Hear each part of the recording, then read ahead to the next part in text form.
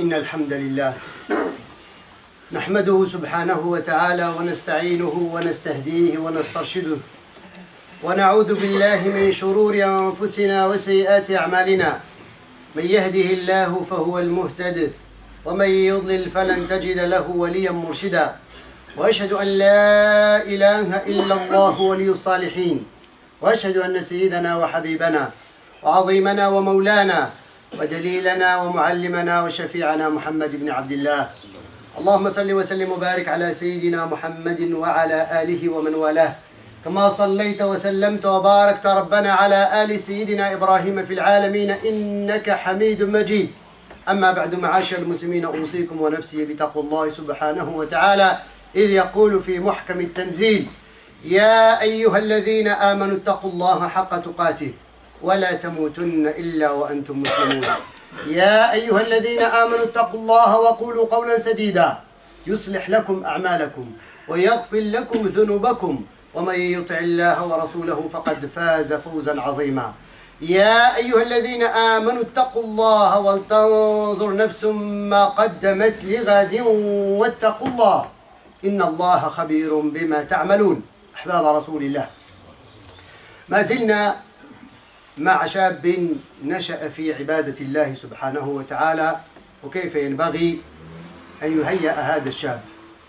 بعد أن تحدثنا أيها الأحباب الكرام عما ينبغي الانتباه إليه في عقد الزواج، وكيف ينبغي أن تنشأ هذه الأسرة على منهج الله ورسوله صلى الله عليه وسلم، فإذا وفق الحق سبحانه وتعالى شابا وشابة على أن يتفقا على الزواج وأن يؤسسا بيتا سيكون بلا شك حضنا يجمعهما ليستكمل أحدهما نصف دينه بالآخر، فينبغي أن يكون هذا المقصد دائما نصب أعيننا. ثم حضنا سيتربى فيه شباب ينشأون في طاعة الله سبحانه وتعالى، يكونون أهلا لحمل هذه الرسالة ولعمارة الأرض استخلافا للحق سبحانه وتعالى كما أراد.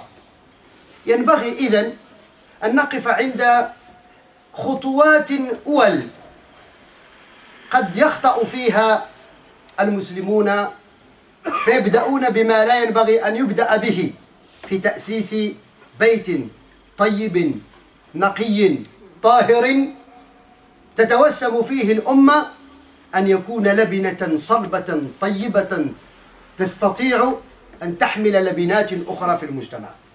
Alors, chers frères, chers sœurs, on est toujours avec le deuxième élément dans les 7 catégories que Dieu subhanahu wa ta'ala embrasse sur son ombre le jour où il n'y aura pas d'ombre à part la sienne.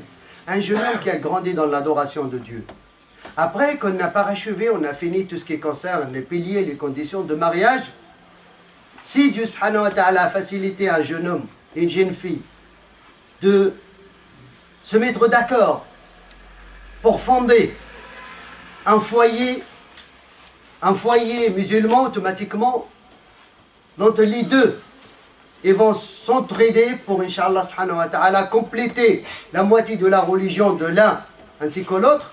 C'est valable pour les deux, sur le hadith de Nabi sallallahu alayhi wa sallam, on parlait tout à l'heure.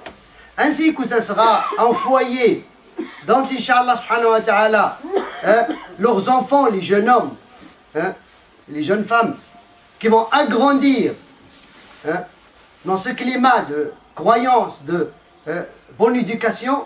Certes, si on arrive à cet exemple, on va voir vraiment un foyer, on va le considérer comme une brique solide, pure, qui va se rajouter à la construction de la communauté musulmane. Mais je dois cibler ici quelques erreurs avec lesquelles on commence, malheureusement, dans la première construction, pour qu'on se méfie, qu'on fasse attention de ne pas commencer avec des choses petites, peut-être qui vont détruire ou bien dégrader l'objectif qu'on avait ciblé à travers cette relation du couple. أيها الأحباب الكرام، بعد أن تتوفر أركان الزواج وشروط الزواج ويتفق الاثنين وتتفق الأسرتين، ينبغي أن نكون حذرين.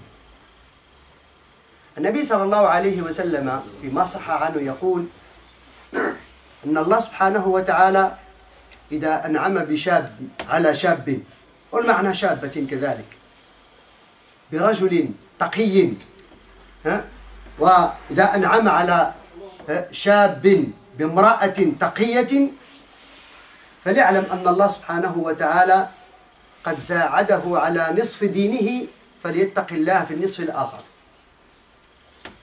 Alors, le Nabi sallallahu alayhi wa sallam nous dit, quand Dieu subhanahu wa ta'ala a facilité à un jeune homme ou bien une jeune fille de fonder un couple avec quelqu'un de pieux, s'il s'agit d'un garçon qui a rencontré une fille pieuse, il faut qu'il sache, ce garçon-là, qu'Allah subhanahu wa ta'ala lui a facilité, lui a accompli de ses bienfaits, lui a facilité d'appliquer, de pratiquer la moitié de sa religion, qu'il soit vigilant à la seconde moitié. Et si une jeune fille, Allah subhanahu wa ta'ala lui facilite de rencontrer un jeune pieux avec des bons comportements, il faut qu'il sache, cette fille, que Dieu subhanahu wa ta'ala lui a accompli ses faveurs et ses bienfaits pour pratiquer la moitié de sa religion, qu'il fasse attention à la deuxième moitié. Pour ça, هنا يتضح لنا أحباب الكرام أنه لا يمكن لواحد منا أن يكون كاملا حتى بأخلاقه وحتى بدينه إن لم يلتقي مع من له أخلاق ودين. Ça veut dire que ici, le jeune homme et la jeune fille, il faut qu'ils comprennent qu'on ne peut jamais être complet, même avec notre religion et nos comportements, si je n'ai pas choisi de partager ma vie du couple avec quelqu'un qui partage les mêmes choses avec moi. Parce qu'avec elle, avec lui, on va réaliser le total. On va réaliser le total. لذلك ينبغي ألا نبدأ بما يخدش في هذا الكمال. Alors il ne faut pas commencer avec des choses, surtout ce foyer qui commence à se construire, il ne faut pas commencer avec des choses qui peuvent dégrader, entre parenthèses, salir ses premiers pas. Qui est quoi? La façon de faire la fête du mariage. تعرفون أحباب الكرام مع كامل الأسف الآن لو ينظر الواحد من بعيد لا يكاد يفرق بين حفل زواج المسلمين وحفل زواج غير المسلمين. Quand on observe de loin, aujourd'hui on n'arrive plus à séparer une célébration de mariage musulmane et non musulmane. Et ça commence mal. لذلك ينبغي للشباب وللشابات ولوالديهما ولأهليهما ومن سيدعون إلى هذا الحفل. طيب هذه من فطر الله سبحانه وتعالى، حتى العادات الغير القبيحة أجازها الشرع الإسلامي ولم يضيق على المسلمين، لم يأتي الشرع للتضييق على المسلمين، ولكن أن تكون بمبادئ الدين، أن نراعي في احتفالنا. ذلك دائما نحن المسلمون أيها الأحباب الكرام، نحن المسلمين الله سبحانه وتعالى أطرنا بإطار في الأفراح والأطراح ينبغي أن تكون على منهج الإسلام. L'islam, il n'est pas venu pour nous serrer la vie, pour nous compliquer la vie, pour nous mettre dans la gêne. Quand il s'agit du mariage, oui, bien sûr, on va se réjouir, on va manifester la joie, on va fêter, on va faire beaucoup de choses, on va chanter, on va tout faire. Mais il faut que tout cela soit encadré dans la voie musulmane. Aujourd'hui, malheureusement, quand on voit un mariage musulman et un mariage non musulman, on n'arrive plus à faire la différence entre les deux. Pourquoi? Parce que on dit que c'est le mariage, tout est ouvert, il n'y a pas de souci, on appelle à tout. Alors, on ne veut pas rentrer dans les détails. تعرفون خرج الإمام البيهقي في السنن ومسلم والبخاري غيره في معنى حديث بأساليب مختلفة، ولكن النبي صلى الله عليه وسلم أعطانا جملة. عائشة رضي الله عنها زفت مع من زف عروسا لأنصاري. فلما رجعت إلى بيت النبي صلى الله عليه وسلم قال: هل كان معكم من يغني؟ وفي رواية: هل كان معكم له؟ فإن الأنصار يعجبهم اللهو. وقال النبي صلى الله عليه وسلم يعني فتح: هل كان معكم اللهو؟ ولكن اللهو المباح، وجدت في سبب الغناء المباح. Alors le Nabi sallallahu alayhi wa sallam nous donne comment on doit encadrer. On peut fêter la fête du mariage, on peut se réjouir, on peut chanter, mais comment? Comme tout le monde? Non, pas du tout. On n'est pas comme tout le monde. On est bien des musulmans, bien sûr. Alors malheureusement, on n'arrive plus à voir les traces de cette religion dans nos fêtes. Il faut voir les traces de notre religion dans nos fêtes. Ça veut dire quoi? On peut fêter. Nabi sallallahu alayhi wa sallam, il a dit à Aïcha radhiyallahu anha, après qu'elle a été dans un mariage, il a accompagné les femmes qui ont accompagné une mariée à son mari. Le prophète sallallahu alayhi wa sallam, il a dit: est-ce qu'il y avait parmi vous des chants?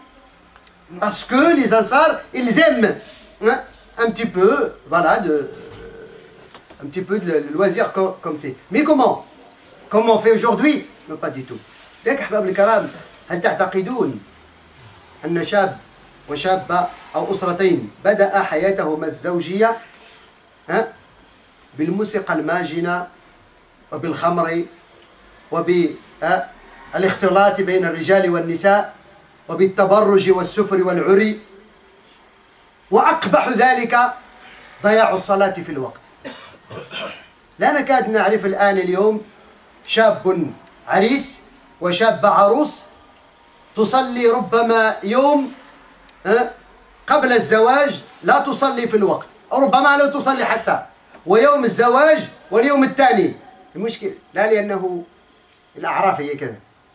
Alors, est-ce que vous croyez avec moi, quand on va fonder, pour construire, pour commencer la première brique dans ce foyer-là, on commence avec la mixité, ce qui est interdit, les chants interdits, entre parenthèses ici dans la musique, ainsi de suite, c'est une divergence. Mais tant qu'on garde toujours les traces de notre religion, comme quoi il ne peut pas y avoir la mixité entre les hommes et les femmes quand on va fêter. Il ne faut pas y avoir tabarrouj, que les invités, chacun vient comme il veut, et surtout les femmes. Et le pire, qu'on trouve la mariée et le marié, ils négligent la prière du jour de la fête. Pourquoi? Parce que voilà, la mariée, il faut qu'il soit voilà, bien décoré, machin, pour que tout le monde la voie, il fasse les photos avec elle. Et aujourd'hui, avec les moyens sur Facebook et machin là, qui dévoilent tout aujourd'hui, tu trouves les photos et les vidéos de ton épouse sur toute la planète. Ça, c'est mal commencé. On a mal commencé. أين السنة في حفل الزواج? Il y a où la tradition prophétique à travers la fête du mariage? C'est là où on a oublié. Alors comment vous pouvez commencer un foyer qui néglige la prière, un foyer qui rassemble les gens dans la désobéissance de Dieu, un foyer qui ne fait pas la prière alors? Alors faites attention parce que des choses peut-être c'est non, c'est pas grave, un jour de la fête, comme aujourd'hui ils disent malheureusement, oh, c'est un jour de la fête. Non, oui, c'est un jour de la fête, mais c'est un grand jour, c'est un pas important. Il faut qu'il soit bien, comme il faut. Pourquoi Dieu subhanahu wa ta'ala nous accorde sa bénédiction. لذلك أنا حكيت لكم القصة التي جاءت من شريح القاضي حينما تزوج من بني تميم. قال: دخلت على امرأتي ليلة الدخلة ومن السنة أن يصلي ركعتين. قال: وصليت ركعتين. ودعا في سجوده، ولما سلم وجد العروس تصلي بصلاته. عروس تصلي بصلاته. طيب، ولما انتهت من الصلاة وانتهى من الصلاة قامت خطيبة. لما جاء ليفعل السنة يضع يدها على جبينها وتضع يدها على جبينه وتقول اللهم إني أسألك، ويقول نفس الدعاء اللهم إني أسألك خيرها وخير ما جبلت عليه وأعوذ بك من شرها ومن شر ما جبلت عليه، اللهم بارك لي فيها وبارك لها فيه واجمع بيننا على طاعته ورضاه. والدعاء مفتوح، ادعو حتى بالإنجليزية مش مشكلة، الله يعرف كل اللغات. Mais le pire quand on néglige tout. Je vous ai cité l'histoire de Sharih al-Qadi, comment il s'est marié. La nuit de son mariage. Hein? C'est vrai, les femmes ils peuvent chanter toutes seules, sans m'exciter, ce machin. Les hommes aussi peuvent, s'il y a quelqu'un qui fait la nashid ou bien un imam qui parle de la célébration de mariage, ainsi de suite, mais pas de m'exciter. Et on trouve, le marié et la mariée, ils ont leur ablution. La première nuit pour eux, ils ont fait la sunna, qui est négligée aujourd'hui. C'est de commencer la première nuit avec ton épouse et avec son époux, de faire 2 rak'at, de demander Dieu subhanahu wa ta'ala qu'il bénisse ce nouveau foyer. Et l'imam Sharih al-Qadi, il a dit, quand j'ai fini les 2 rak'at, j'ai senti que mon épouse, elle avait prié derrière moi 2 rak'at, il le sait. Ça veut dire quoi? Que la mariée, elle avait ses ablutions. Elle n'a pas été chez la coiffeuse toute la journée pour le lendemain. Et il ne veut pas, hein, parce qu'il ne va pas faire la prière pour faire les ablutions, il va tout gâcher. C'est ça notre problème aujourd'hui. Notre problème aujourd'hui, on donne importance à des choses, voilà, qui ne servent à rien. Mais l'importance de commencer son foyer avec 2 rak'at, parce que tu sais, ça veut dire quoi? Pour ça, entre parenthèses, on trouve aujourd'hui, savez-vous que le niveau, hein, les chiffres statistiques du divorce ici en France surtout, savez-vous c'est quoi, hein?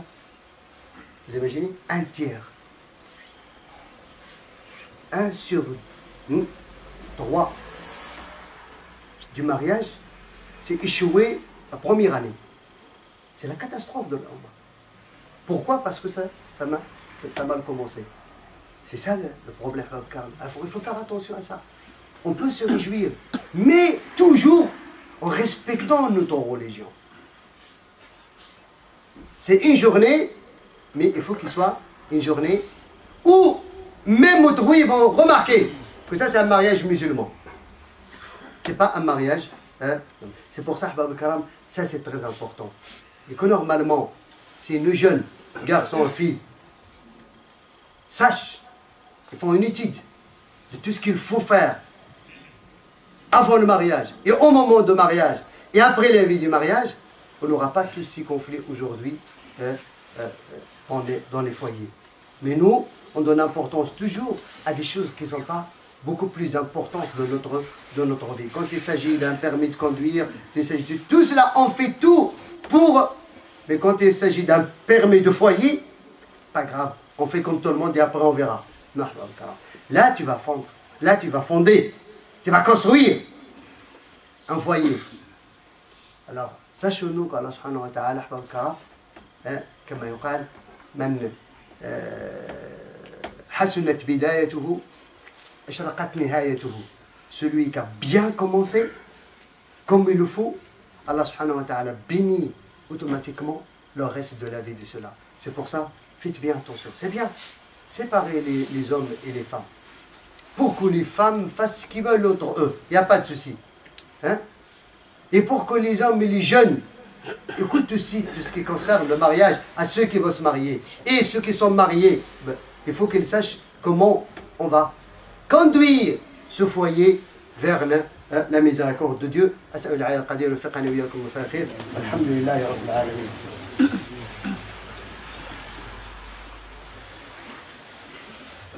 الحمد لله رب العالمين حمدا كثيرا طيبا مباركا فيه والحمد والثناء الجميل وصلى اللهم وسلم وبارك على سيدنا محمد. أما بعد، إذا أيها الأحباب الكرام، هب أننا والحمد لله في مجتمع يحرص على أن تكون بدايته حسنة. Supposons-nous que, alhamdulillah, on est dans une société musulmane qui essaie toujours de faire les choses comme il faut, il commence. Alors là, la première nuit de mariage, c'est qu'une page à tourner et après, voilà la vie qui nous attend. كيف ينبغي أن يعيش الرجل مع زوجه وكيف ينبغي أن تعيش المرأة مع زوجها. La grande question maintenant, comment on peut vivre ensemble après la première nuit, après le mariage, après qu'on a fait tout, on a tout respecté, la fête du mariage, tout, alhamdoulilah, s'est bien passé. C'est pas fini.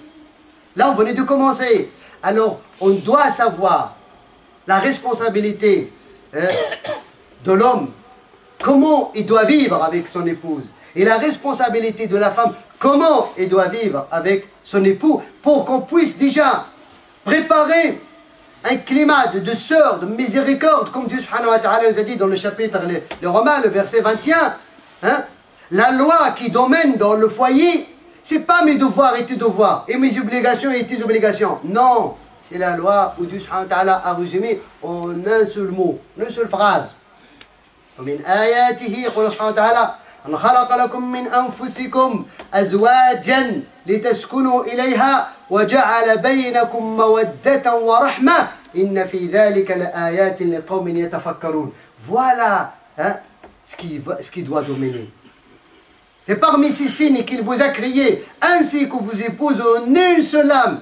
Il a mis entre vous hein, l'affection et la douceur et la bonté et la miséricorde. Ceux-là sont des signes à ceux qui réfléchissent. C'est avec ça on peut vivre ensemble la vie du couple. C'est la miséricorde, c'est la douceur, c'est la bonté, c'est l'affection. C'est ça, subhanahu wa ta'ala. Pour ça, ahbab al-karam, en bref, سيرة رسول الله صلى الله عليه وسلم أصدق تعبير على بيت ناجح في المسلم. La biographie du prophète et la relation du prophète sallallahu alayhi wa sallam avec ses épouses, c'est le meilleur exemple à celui qui veut être un exemplaire à son épouse. Et ses enfants trouveront ce climat hein, d'éducation. النبي صلى الله عليه وسلم يقول فيما صح عنه خيركم لأهله وأنا خيركم لأهلي. خيركم من أراد الخير اليوم ليس في كثرة المال ولا سلطان واسع ولا علم كبير ولا كثير، لا، الخير هي أن تكون خير لأهلك فأنت خير عند الله. Professeur Somoka dit, il a encadré celui qui veut être parmi nous, le meilleur parmi nous. C'est qui le meilleur parmi nous? C'est pas celui qui a sa royauté est large, c'est pas celui qui a beaucoup de savoir, c'est pas celui qui a beaucoup de biens, c'est pas celui qui a beaucoup de bonne santé, qui en pense. Non, le meilleur parmi vous, le prophète il a dit, c'est celui qui est mieux et meilleur vis-à-vis de sa famille. Et le prophète il a dit, je suis hein, le meilleur à ma famille. Alors celui qui veut être le meilleur, c'est celui qui est meilleur à sa famille. Au niveau de ses comportements, de ses dépenses, de sa science, de ses réactions, de tout. Mais quand tu as échoué dans ta petite famille, sache que tu vas échouer dans tout. Ça c'est, Allah il incite les hommes à être comme cela. ويأتي النبي صلى الله عليه وسلم في حديث أذكره لكم بلفظه لأنه جميل. La femme, celle qui veut être la meilleure, comment il va être la meilleure? أخرج الإمام البيهقي في شعب الإيمان وابن عساكر من حديث أسماء بنت يزيد الأنصارية. اسمعوا هذا écoutez bien ce hadith dans le style où il est venu et le genre de femmes qui ont éduqué des jeunes hommes qui ont grandi dans l'adoration de Dieu.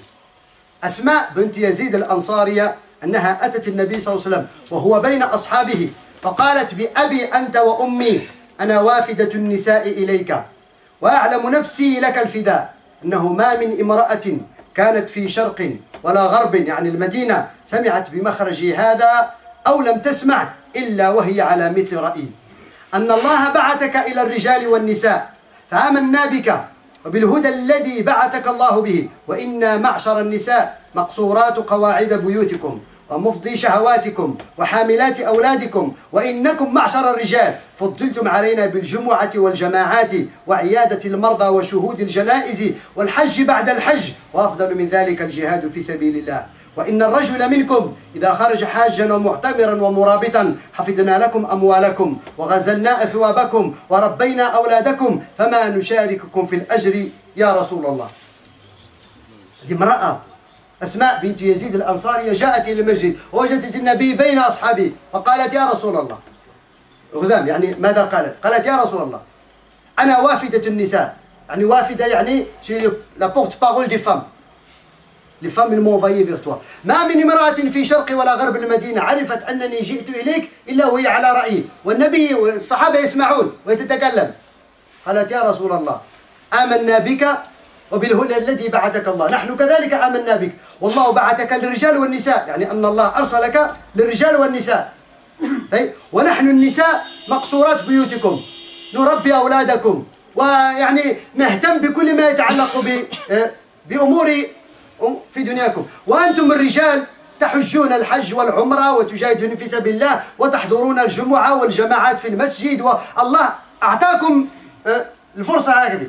هذه الفرصة ليست لنا نحن مقعودات البيوت وأنتم، وهذا الأجر كبير نحن لا نشارك فيه، فما لنا احنا الأجر. شوف النساء ماذا يسألنا، إيش الأجر لنا يا رسول الله؟ فالتفت النبي صلى الله عليه وسلم بوجهه كله إلى صحابته فقال صلى الله عليه وسلم: أسمعتم مقالة امرأة قط أحسن من مسألتها عن أمر دينها من هذه؟ النبي قال لهم: هل سمعتم امرأة عندها مقالة حسنة وهي تسأل عن أمر دينها في أمر يهمها في دينها خير من هذه؟ قالوا يا رسول الله لا والله ما ظننا أن امرأة تهتدي إلى مثل ما اهتدت إليه. قالوا ما كنا نظن أن امرأة مثل هذه ستناقش هذه الأمور كلها. سي لا كونكورونس، يعني هنا اللي جلوز، يعني بالنسبة للجمعة ليس فرض بالنسبة للنساء. إذا حجت المرأة حجة واحدة تكفيها عن عمرها كله، والرجل قد يحج ويعتمر لأنه يخرج وحده مش مشكلة. فقال النبي صلى الله عليه وسلم: هذا هو مغزى الأمر الشاهد في الحديث. فقال النبي صلى الله عليه وسلم والتفت إليها فقال: انصرفي أيتها المرأة وأعلمي من خلفك من النساء أن حسن تبعل إحداكن لزوجها وطلبها مرضاته واتباعه وموافقته تعدل ذلك كله.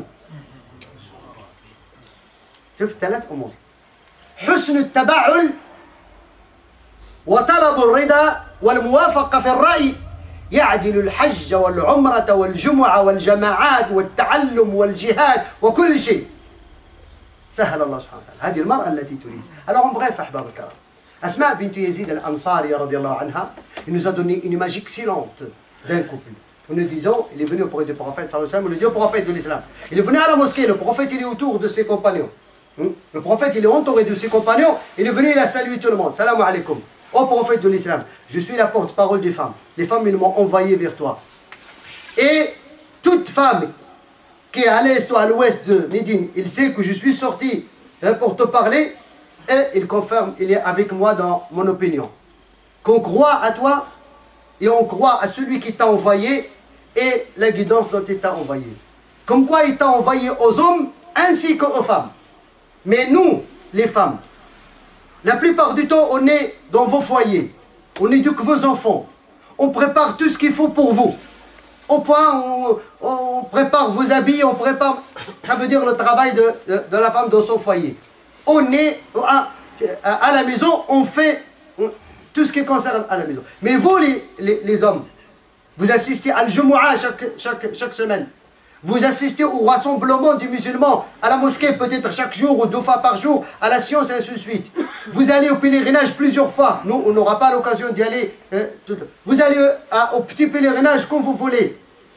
Et vous participez à la lutte pour défendre la nation et ainsi de suite. Et qu'est-ce qu'on a de tout ce bien-là? Vous avez beaucoup de bien. Nous, on est à la maison. La plupart du temps, on fait la prière à la maison. Ou bien on ne fait pas la prière peut-être 15 jours dans le mois. Vous êtes favorisés par rapport à nous. Alors, le prophète, il a fait un gros sourire et il s'est mis devant ses compagnons. Il dit, est-ce que vous avez jamais vu où c'est une parole excellente d'une femme qui cherche à savoir, ça veut dire sa responsabilité dans son foyer? Regardez le prophète. Les compagnons ils ont dit, on n'a jamais pensé au prophète de l'islam que les femmes ils seront guidées vers ces paroles comme celle-ci. Regardez un dialogue entre le prophète et la femme. Et le prophète sallallahu alayhi wa sallam, il s'est retourné vers elle, il lui a dit, reviens et informe toutes les femmes qui t'ont envoyé, qui sont derrière toi, tant que porte-parole. يدير حسن تبعل أنا بحثت في كل المعجمات لم أجد هذه الكلمة في اللغة الفرنسية. La richesse de la langue arabe. حسن التبعل, il faut toute une phrase pour la traduire. حسن التبعل, ça veut dire que si l'une parmi vous arrive à rendre la vie de son mari heureux, voilà, la phrase. حسن التبعل, c'est quoi? Si la femme, il arrive avec tous les moyens qu'elle a et avec sa sagesse à rendre la vie de son mari heureux, et d'essayer toujours de le satisfaire et d'être toujours d'accord avec lui dans ses opinions concernant l'intérêt du couple, ça égale à tout ce que tu as cité. Égale le pèlerinage, égale le petit pèlerinage, égale à la lutte, égale aux participations avec les musulmans, égale à tout. Alors trois choses. Mais c'est la femme qui veut rendre son foyer une brique solide qui va accueillir des autres briques solides comme des jeunes qui ont grandi dans l'adoration de Dieu. C'est ça, Rosy Mahbab Karam. Al-Fiqh al-Islami, la loi islamique et la jurisprudence, il intervient seulement quand il y a des problèmes. Mais en gros, c'est ce qui domine dans le foyer, c'est ça. La miséricorde, la douceur. وعاشروهن بالمعروف. On est sur une phrase là. وعاشروهن بالمعروف. Vivez avec elles convenablement. Alors si on arrive à vivre comme ça, et après je vous donnerai, la semaine prochaine, si Dieu le veut, les images. Notre prophète qui a fait ça, pratique cela. Comment? Dans les détails de la vie.